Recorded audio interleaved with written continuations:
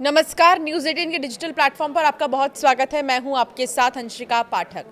अब एक ही सवाल जो लगातार हर तरफ सुनाई दे रहा है वो ये कि आखिर ये पाकिस्तान में हो क्या रहा है, आखिर ये पाकिस्तान के साथ हो क्या रहा है। अफगानिस्तान ने पाकिस्तान पर शनिवार की देर रात हमला किया।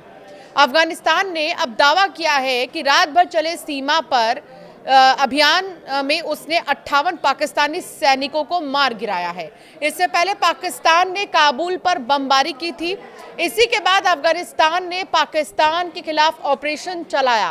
तालिबान सरकार के मुख्य प्रवक्ता जबीहुल्लाह मुजाहिद ने कहा है कि अफगान बलों ने पाकिस्तानी सेना की 25 चौकियां कब्जे में ले ली है। इस कार्रवाई में 58 पाकिस्तानी सैनिक मारे गए हैं और 30 अन्य घायल हो गए हैं।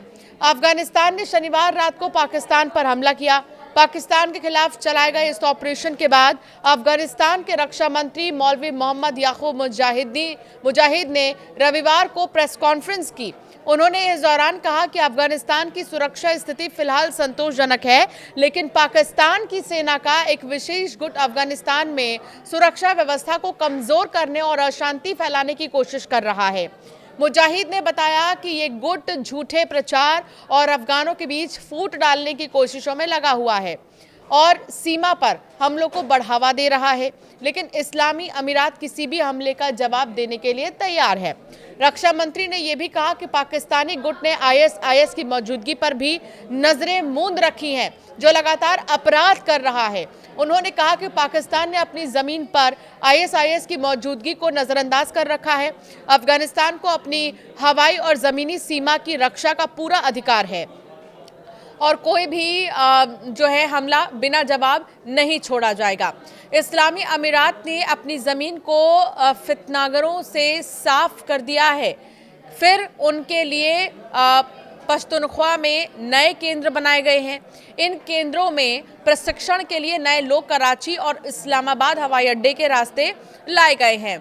तेहरान और मॉस्को पर हुए हमले इन ही केंद्रों से योजनाबद्ध किए गए थे। अफगानिस्तान के अंदर भी हमले ही केंद्रों से तैनात किए जाते हैं और इसके बारे में रिकॉर्ड सबूत भी मौजूद है।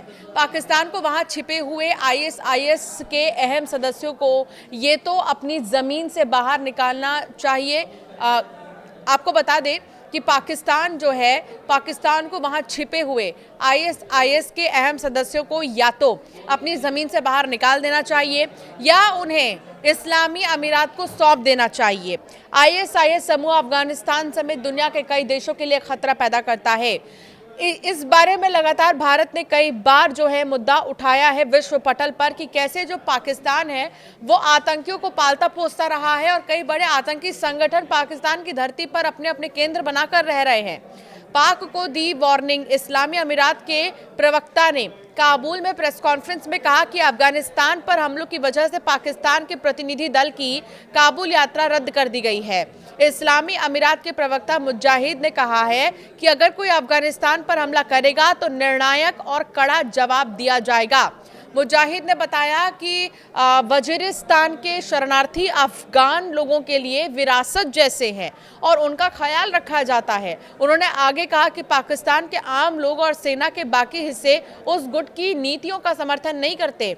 उन्होंने दोहराया कि अफगानिस्तान को अपनी सीमाओं और लोगों की रक्षा करने का पूरा अधिकार है। तो अफगान सरकार ने शांत रहने की अपील की और इसके साथ ही आपको बता दें कि स्पष्ट कर दिया है कि सीमा पर किसी भी तरह की अपमानजनक हरकत या हमला बर्दाश्त नहीं किया जाएगा। तो इस बीच तनाव पर प्रतिक्रिया देते हुए पूर्व भारतीय राजनयिक केपी फेबियन ने कहा है कि ये शायद संयोग है कि जब अफगान विदेश मंत्री दिल्ली में हैं तभी ये घटना हुई है।